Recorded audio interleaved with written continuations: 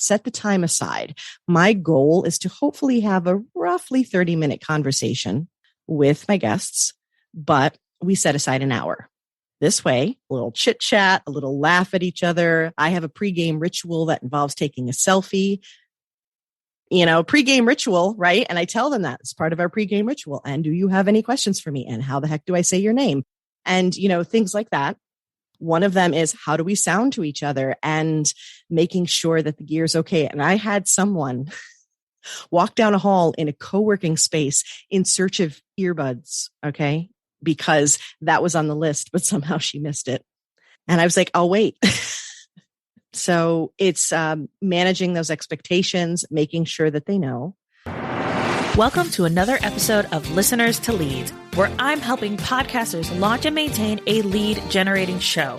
I'm your host, Alicia Galati, the CEO and head podcast strategist behind Galati Media, a full-service podcast management company.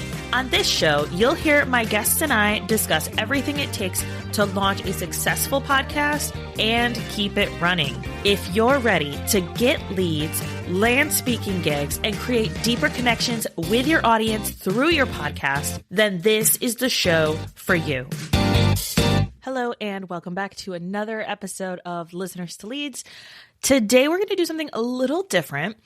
I have one of my favorite clients. Don't tell anyone.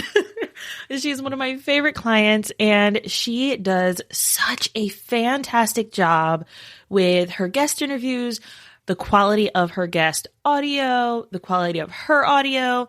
And I keep getting a lot of questions about how to ensure that you and your guest have good audio and good quality audio so that you don't turn your listeners away from a good listening experience. So this episode is going to be a little different. It's me, my executive assistant, Jessica, and Lisa Zawrotny. She's been on the podcast before, but let's go ahead and welcome Lisa back to the show. Today, I am going to be chatting alongside the yin to my yang, Jessica. I love her. She's incredible. But we're talking to one of our clients, Lisa. She was on the podcast before. I have been seeing a downward trend in the quality of audio, not just in clients, but also in podcasts that I've tried to listen to. And so I wanted to have Lisa on because her guest audio and her audio is always fantastic.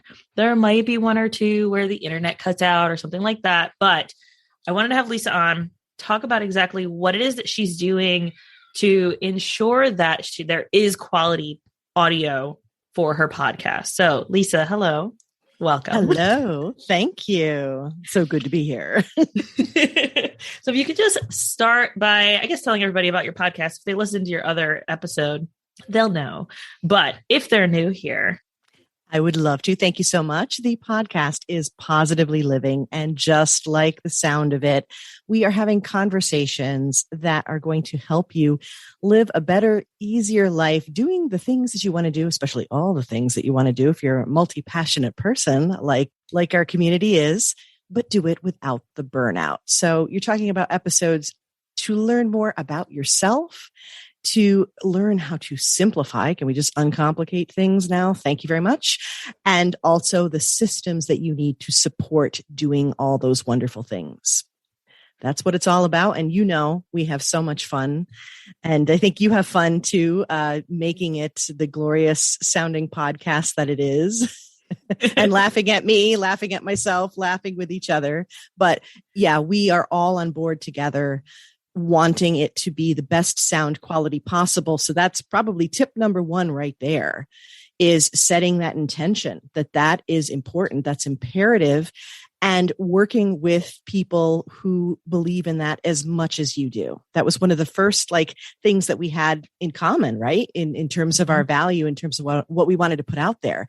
And what I would like to add in terms of setting that intention is that I've always believed it's not so much about perfection as it is about a quality that allows the message to get through. Because like you said, if the sound quality isn't there, I've done it too, where I'm like, I would really like to listen to this. I really like this concept, but I can't. And then I'll stop listening, or I won't get it completely because I'll be distracted. And either way, that's not what you want when you're putting your message out there. Yeah. And I've seen people do it where like they have their kids in the background. And like, if that's your brand and that's like important to you to show up that way, kudos to you. But if you want a quality podcast that's going to get your message out to your audience in a very streamlined way without distracting them, but also ensure that you can use your podcast to potentially land speaking gigs, you're less likely to get a speaking gig if your kid's in the background of your podcast. Like, Right. people are going to listen to that and be like, nah, maybe the next person. So if you want to use your podcast with a goal in mind, then creating quality audio is kind of an important part of that. Exactly. I can totally see having your kid with you when you're having, a collaboration chat ahead of time, right? When you're, developing rapport and you're like, listen, this is family friendly and I'm all about this and I totally understand. I want to make it easy. But then when it comes to the actual recording session, you're like, that's when it is time to find a sitter, to have the rest of your family on board and helping you out. And again, those are other tips. Those are things that I do. Everyone in my family knows, and sometimes there's duct tape involved, that it is quiet time and I am recording. And they know what that means now too. They're very, very clear. It's different when I'm having a meeting, but when I say I'm recording, notice how I said that. The mom voice, right? Exactly. Totally. The mom voice. Yeah.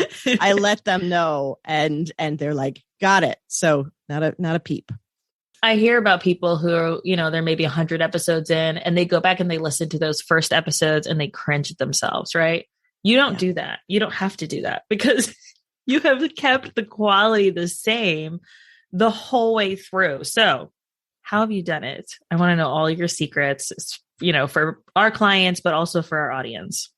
Okay. So you asked me this question. And as I told you, one of the things I did was take notes. And again, that's another tip in terms of podcasting in general. But it comes back to what I just said about setting that intention, that this was really important. I want the message to go through and that this means a lot to me. And as a host, you set the bar, really. You help everyone understand that this is what's important and this is why. So my guests know that sound quality is paramount and I won't take less than, and it's for their benefit too. So it's communication, it's setting an intention. And I'm going to go through my list of things that just came to my mind, of things that I've tried and that I've done. So first and foremost, of course, was I want good sound quality. So how do I do this? You taught me a few tips as well. So I'm laughing because Jessica, you literally just commented about this in that every time you edit an episode where it's another podcaster, so I'm going to put that out there. And actually, it's a wonderful thing for your podcast in general to do podcast swaps when content appropriate. Yeah, absolutely. Because they get it. So find other podcasters was like at the top of my list. And then you happen to make that comment. And I'm like, she's going to love this. It's so perfect. I send repeat messages with gear confirmation. Not only am I confirming this is when we're going to have it, and I check in, I do automate a lot of this, which is wonderful. But then I will do a quick DM in Instagram and be like, did you see what I sent you? Because it's all well and good that we send emails, but do people really read them? Mm-hmm. So I just give them a quick heads up. Now, I may not have done that in the beginning. There were a couple of times, not going to lie, when I had someone on and we're checking the gear, which, by the way, is another thing on the list. Check it. Set the time aside. My goal is to hopefully have a roughly 30-minute conversation with my guests, but we set aside an hour. This way, a little chit chat, a little laugh at each other. I have a pregame ritual that involves taking a selfie, pregame ritual, right? And I tell them that it's part of our pregame ritual. And do you have any questions for me? And how the heck do I say your name? And, things like that.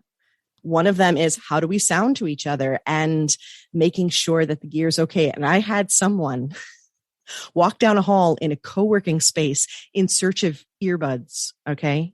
Because that was on the list, but somehow she missed it. And I was like, I'll wait. So it's managing those expectations, making sure that they know. The other things on my list: develop strong rapport and a desire to create a great recording. When you are vetting the people that you are going to interview, you want them to care about this as much as you do. It's not always going to be the case, but if you can get them as excited as you are, which of course also means that you've done the work ahead of time to know that they're the right fit, that you're both going to support each other, that you're out for the same goal, they're going to show up the same way and know that this is really important. Oh, and I do, as you know, batch record earlier so that if there are issues, I've had mamas who've come to me and said, my child is now homesick and I can't send them back to school. We're supposed to record tomorrow. And I will say, no problem, we'll reschedule. And for two reasons: sound quality, which we're talking about today, but also the quality of the conversation. Because even if you could have someone completely distract and remove your child, you're not in the same headspace either. Yeah, 100%. Let's go back real quick. Yeah. I have questions. I bet you do. Bring them on. Communication at the front end. This is so important. And I don't see this nearly enough. How many times are you communicating with people? Usually I'll do it once, but even just talking to you, I'm like, maybe I need to have another one, because I have an email go right as soon as they book the call. So maybe the day of the meeting, I need to have one where it's obviously automation, because I'm not going to remember to do this, right? Like, right. My brain's not going to work like that. I'm like, oh, I have a meeting today. Great. Like, I don't need to remember to send people emails. So how many emails are you sending? Okay. So if we're talking about you're booked and we're scheduling this out, there is an immediate response, confirmation, and information, and then another automated one that comes out the day before. Okay. And then I'll do like a quick message. Did you get that? Are we all set? The one that comes out the day before, I do it because when they first get the confirmation, and it could be, I don't know, weeks out that we schedule this, they could make a note of it and they might look back or they might search back in their email when they see it on their calendar, but I just want to make sure. And then the quick little message too serves, I guess, multiple purposes in that. One, I'm making sure they saw the emails, they have what they need, they feel ready for it. Sometimes that message also includes saying like, I know originally we were saying we're talking about this, but there was that one tweak we're going to make, or I'm really wanting to highlight this aspect. Like I have an amazing one I'm recording tomorrow about building up your self-worth, going from self-doubt to self-worth. And she has 5 ways we're going to talk about doing it. And I'm so excited about that. But one of them was a real surprise I saw on her Instagram, because I do like to stalk my guests and follow them and build a rapport. And she talked about gratitude, self-gratitude. And I'm like, oh, you're talking my language, because I'm all about the gratitude. So it's sometimes just, throwing out ideas, intentions to kind of help them feel like they know what to expect and they're ready to go. So yeah, I would say it's the 2 automated, plus I do a quick little message. But the real key, I think, in the automation is the timing of it, that they get something right before the recording.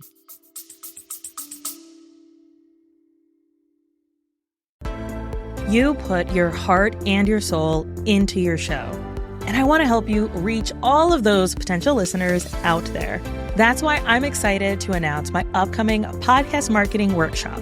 It's about giving you practical tools to grow your audience. You'll learn the secrets to getting your podcast discovered, attracting your dream listeners, and boosting those download numbers. This workshop will be hosted live with a replay available on April 30th. You can sign up by going to galatimedia.com/workshop. Let's grow our podcasts together. And I want to pull out and note that you said that you are stalking them, you're checking them out. Yes, they fill out the intake form, but maybe there's something else that they're talking about that is relevant to your audience that you can pull from their content that is going to be beneficial for your audience. That shows me that you care about your show, that you care about your audience. Yes. And that you're not just winging your podcast. Like I talk about this constantly, like don't wing your content, but seriously, don't wing your content. Like be intentional, be strategic. Don't just have anyone who's like, hey, I want to be on your show. I know it can feel, especially if you're not a planner and you aren't planned out months at a time, like Lisa or myself, then it can feel like, I don't know what I'm doing. What do I do with my hands? But like, if you have to do a solo episode that week because you weren't able to get someone or the person that pitched to you is not really going to be a good fit, then do a solo. Like, suck it up, buttercup. Sometimes you just got to do it. Yes. Yes. Well, I think when you take that extra step, it also shows in the quality of the guest and how they show up and sound in the recording, because they show up and they're not just doing a routine podcast recording. They're confident and they're comfortable and they feel that genuine connection because you know them and you establish that connection before they even came on. So it's more of like a natural conversation between, I don't know, friends rather than a business deal. Yeah. And to your point, how good do you feel and how do you show up when you know that you're appreciated by someone? Exactly. Yeah. So true. Your vetting process. Let's go there. So, I mean, you're booked out months in advance. And so Yes. people who are like, I want to be on your show, you're like, that's nice. Great. 3 months from now, I can have you on. Like, we can chat then. Closer to 6 at this point. Right? Yeah. What does that look like? I know it didn't look like that in the beginning. So maybe let's talk beginning of building up that vetting process and then what that kind of looks like now.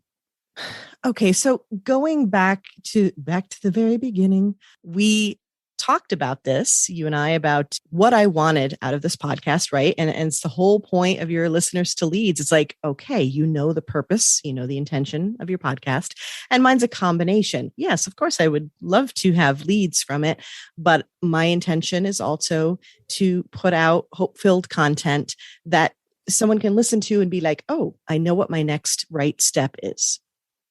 So I knew that from the beginning, and I knew what the content buckets, as you call them, content pillars, as I call them, whatever you want to call them, you're like, okay, this is what's involved. So I was able to say very early on to people, even if I didn't have a fancy form or anything like that, I was able to say early on, listen, the mantra of the business is do less, live more, breathe easier. Can you speak to that? And now I'm saying, self, simplicity, and systems, are the 3 pillars.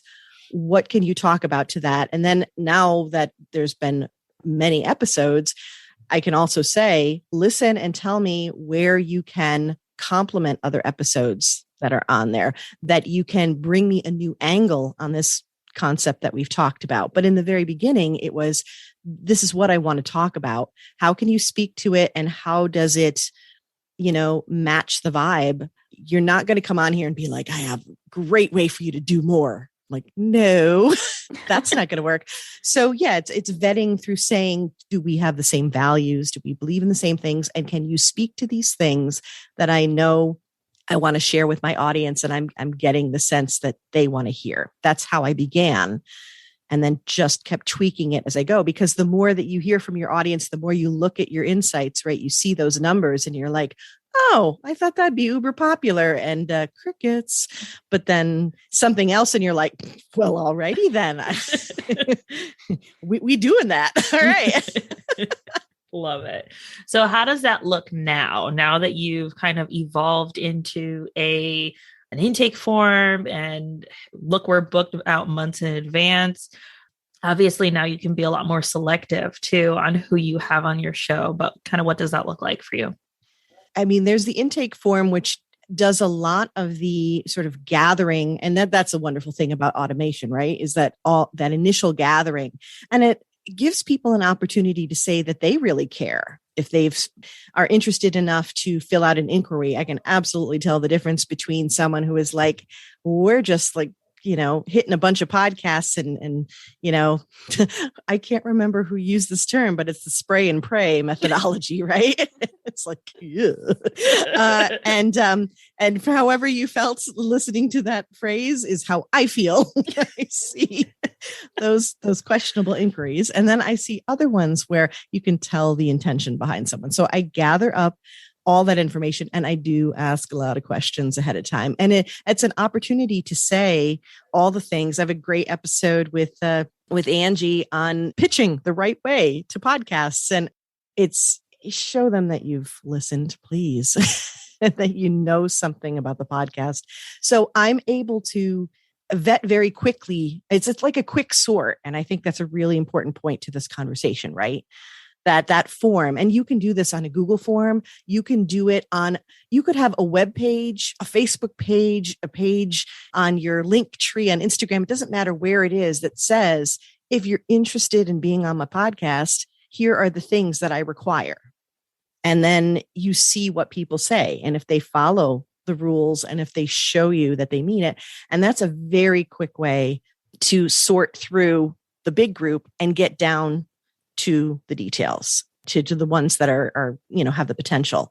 From there, I will actually go through, and you see this in ClickUp because we work together in there, that I will take the ones that have potential and I'll make little notes on their name, title, and stuff like that. I'll go in and make points as I'm starting to sort through.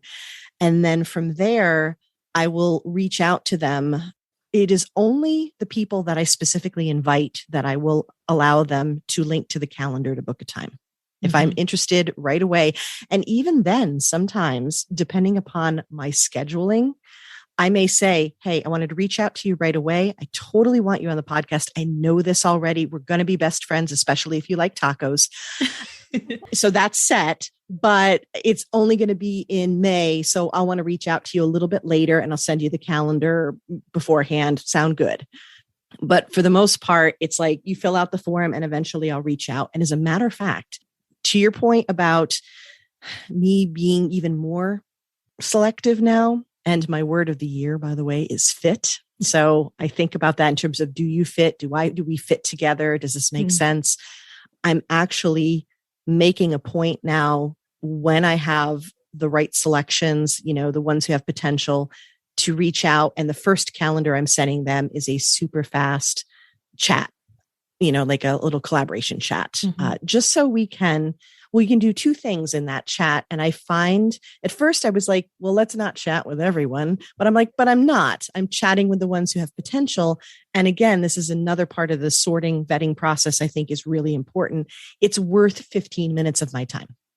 Yeah. Yeah. So I ask them questions. I get to see what our conversation is like. If we end the conversation with, we should hit record, then I know we're good to go. And the other thing that's really awesome about that is it fine tunes the topic that we may talk about and what they know.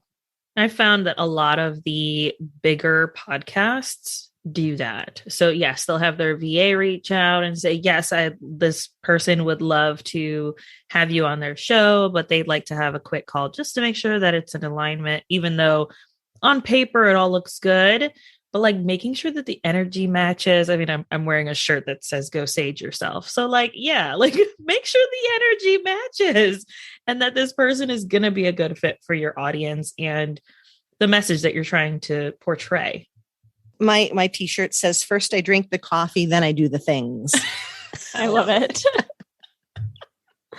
Jess, you need more graphic tees. I know. I'm just wearing a plain sweater today. Boring. That's all right. Your plain sweater says, I'm open to concepts. Yeah.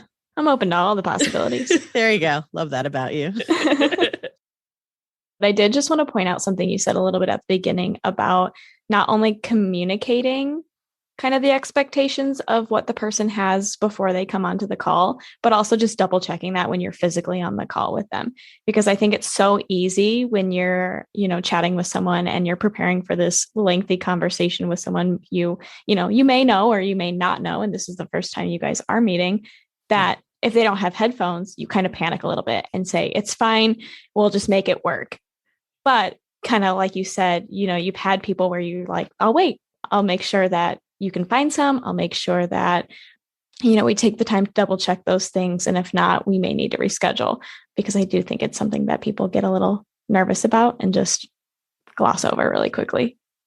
Yeah, it's so true. And, you think about how the process has changed for me, or really just, it's not even so much that it's changed, is that I've made adjustments and leaned into it even more in terms of of these demands, if you will, and they may sound like that. And I can remember earlier on having some people who are like, really, is it absolutely necessary? And I'd have to stand my ground. I'd be like, yes, it is. And I'd even explain why. And I'm like, there's going to be stuff that we can't possibly edit out. And, so here's why we need to do this. Now I'm finding that the more that I work with people, there's a shift and there's less of a talk back and more of a, okay, whatever you need, maybe in part because they're excited about being part of the podcast, which is wonderful, but also a trust, that I'm saying I require these things so that we can have the best possible conversation. And they're like, okay, and that's amazing. But you're right. It's communication and understanding. And then everybody is on the same team. Yeah, absolutely. And even the fact that you have people listen to your show ahead of time to like, hey, even if you just listen to the trailer, get a vibe of it, they can hear the quality. Mm-hmm. And so if you say, hey, this is what we need, also thinking about most people being virtual and having to have a pair of headphones or whatever, I think that also adds an element of like, oh yeah, headphones, let me grab them. But too, like you have them listen to past episodes and they can hear that quality and they're like, oh, she knows what she's talking about. Like, you're almost at 100 episodes. I know. Come on. I can't even believe, like, whoa. Yeah, exactly. So I think when you're just starting out, it's so important to hold your ground and trust the process that we're talking about here. Trust your professionals here. They know what they're talking about and stand up for what you know that you need. And then you can have one that starts off well and then just gets even better as you go. Yeah. So back to your list. Let's keep going. Yeah. Okay. So I wrote down, we mentioned this before, but it bears repeating. Take time for sound check to ensure everything is working. And again, you keep the quality good by doing this and you help everyone feel more comfortable and confident because there's nothing worse than, well, that's easy for me to say. Aren't you glad I'm a podcaster? Yeah. There is nothing worse than jumping on and then, it's not working. And then you're freaking out and you're like, no, we have time. It's all good. Of course, that's my vibe too. I'm like, whoa, it's all chill. It's all good. We're good. It's all chill, but I will have this be quality. You know what I mean? Exactly. It's sort of that, right. that balance there. And it's like, we will take the time to get it right. We've built in the time. So that's a big one. Build in the time, even if you have to shorten the conversation that you have, it's worth it because you want people to listen. Okay. So I wrote down the demanding, like headphones, earbuds. Okay. I was thinking about kind of what that means in the grand scheme of things. And I love as a productivity coach to talk about the 80-20 principle, right? Mm-hmm. So the Pareto principle, you're getting 80% of the way there, 80% of your results, right? From about 20% of the effort or your input. So when you think about it, people will love to tell me, I have a great mic. Great. But do you have the headphones, or the earbuds? It's like, because a great mic is awesome to bump up the sound quality. But even if you don't have a good mic and you have a quiet room, clear reception, good internet connection, all of those things, we can have a great conversation and record it well. But if you don't have those earbuds in your ear and then my sound kicks back and something goes wonky, I don't care how magical Jessica is. Okay. She's a wizard, but to a point. Okay. My Harry Potter fans. I mean, you can bring back a lot, but not Avada Kedavra. Okay. So it's like, it's that sort of thing. So when I think about the 80-20, I'm like, I think the biggest things are, do they know what's going on and when to show up and what we're about? Do they have, earbuds, and do they have a quiet, focused place? And it doesn't have to be an ideal recording place, but just a quiet, focused environment. And if you have those things, right, if you focus on those, they can get you most of the way there.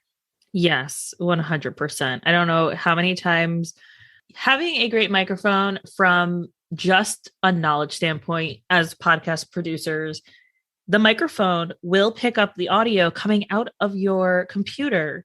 So Lisa might not hear herself coming back. And so when you do that audio check, it might be like, yep, It sounds great. You sound great, but it's going to pick up the sound that is coming out of your computer, even if it's a little bit on the back end. And that means that if you're not editing your podcast and you want it to be an authentic podcast, kudos, great. But you're going to have some reverb on that. That's going to be really difficult to have to go through and mute the entire way through. If you're not recording on separate tracks, that's just an added issue. And then also, like, it takes 2 seconds. People have headphones. Even if you have to say, look, just go to the grocery store, get some. We will meet again next week. Like, headphones are $5 at Walmart. Right. You can get earbuds at the Dollar Tree. Okay. They may not be great, but they will take care of what we need them to do as long as you can, hear me. Yeah, absolutely. There's ways we can make this happen. Okay. We have the technology, people. So, okay. I only have 2 more things on my list, but they are important. One of them we did touch upon already. I mentioned is like the proper connection, internet connection. Now, I know there are many podcasters out there who are like, if you can lock in, step off of Wi-Fi, right? And go direct, great.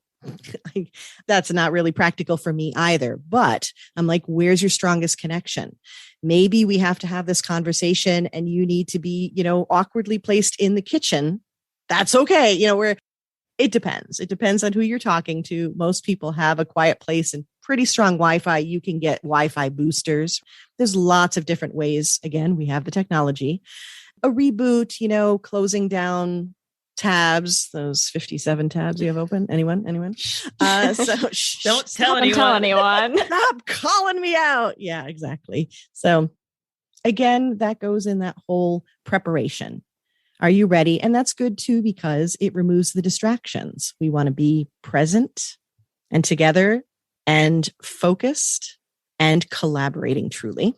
And then last but definitely not least, and you did mention this, and I think it's so important, and it's that kind of thing where once you do this work, you can perpetuate it in the most wonderful way, is make sure they're listening to an episode so they can see how it sounds, they can hear how it sounds and see what you've put into it and why it's worth it. And then, of course, the pacing, the style, all of that. It's just beneficial. Not only that, but it's a wonderful way to get more downloads. So everybody wins. Yes, exactly. Yeah, we were talking to a client earlier today and they're repurposing some of their Instagram lives. And I never recommend doing that. Instagram audio quality is the absolute worst. And if your guest does not have headphones on, you will hear echo and it is almost impossible to get out. Why are downloads going down? Well, maybe people are dropping off because they're having a hard time listening. That's very possible with all of the good quality audio that is out there that they have that they could listen to. All these things are so important. Like everything Lisa said, I know I say it all the time, but listen to what she's saying, guys. If you don't listen to me, listen to her. Also, you take advice. You're always open to saying, hey, is there a way we can improve this? Hey, I noticed we're having this issue. Is there a way to fix it? Also, our team recently invested in a rather expensive software to fix audio. So for the guests who are in their kitchen and there is a bit of reverb because it's a bigger room, or maybe it's an open concept kitchen living room and they're like, this is the spot, then we have things in the software that can fix those. Or if their internet does cut out, how are we piecing it together to ensure that it still is a flowing conversation? Like, have people on your team who can help you with those things and can actually support you with the goal of having quality podcasts. Amen. Enough said. Mic drop. It works. It works. That's it. That's the key. Anything else, Jessica, that I know you have, I'm sure you have examples. But I do. I could have examples for days, but I think ultimately the most thing to emphasize is that it is a team effort between the guest, the host, the producer, the editor. Everyone has a role in making your podcast sound amazing. It's just really important to set everyone up to do their job in the best way that they can. Yeah, 100%. Well, Lisa, if you could tell everybody where they can hang out with you, listen to your show, stalk you, because everyone should be stalking you anyway. So, and watch your reels. Oh my gosh. Thank you so much. Okay. So Positively Living Podcast on whatever your favorite platform to listen to podcast, you will find me. You can always find me all the places that I am on my website, positivelyproductive.com. But remember that Reels comment Jessica just made? Yeah. I'm all about having fun, reducing our stress, and learning and growing and doing better, like Alicia said, but doing it while we're having fun. And that's what we do over on Instagram. I'm at positively_Lisa, and I'd love to hear from you. Awesome. We'll have links for all of that in the show notes. So definitely go check Lisa out and listen to her show. Cause I mean, do less, live more, breathe easier. Like, yes, please. And thank you. Thank you, Lisa. Thank you, Alicia. Thank you, Jessica. You know how grateful I am for you and all you do. You are amazing, and I love collaborating with you.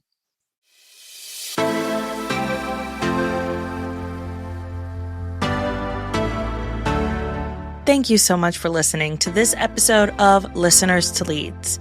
If you found something in this episode valuable, I would really appreciate it if you shared it with a friend who you know would also get value from it.